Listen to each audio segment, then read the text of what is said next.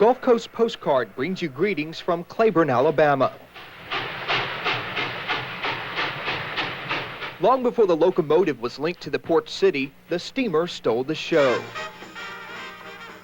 From the early 1800s to the turn of the century, hundreds of steamboats navigated the Gulf Coast major waterways.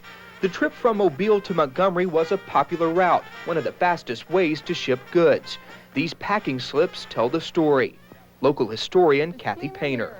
This is a receipt from the steamer Mary showing freight that she was carrying in 1884. Some of the items are coffee, rice, lard, cheese. With heavy traffic along the Alabama River, steamboat wrecks were inevitable. From Mobile to Montgomery, there are 65 documented wrecks, including the steamer Henderson. Over the years, the Henderson made hundreds of stops right here at Clayborn Landing in Monroe County. But on April 27, 1825, the Henderson collided with another vessel. The boiler exploded, sending the Henderson to its present-day grave. Right now, the ship rests in 40 feet of water on the bottom of the Alabama River.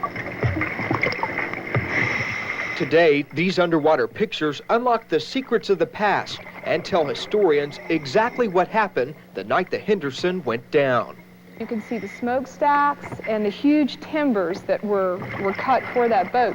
Now, the timbers you see in this underwater video were probably virgin timber from this country at that time, which means it's first cut. Very large timbers. You could also see some of the rope holdings that were made out of metal put into the timbers. And I also noticed when we were viewing it this last time some writing in the one of the timbers, which we'd like to investigate more thoroughly.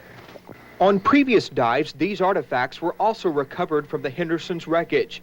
Bottles, pottery, and other items have been brought to the surface. This is a stove off the Henderson. It's a wood-burning stove. It was brought up several years ago by divers.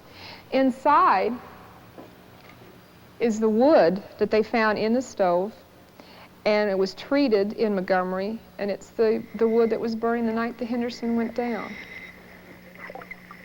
Dozens of wrecks like the Henderson are still out there, packed in layers of mud, untouched for more than a century.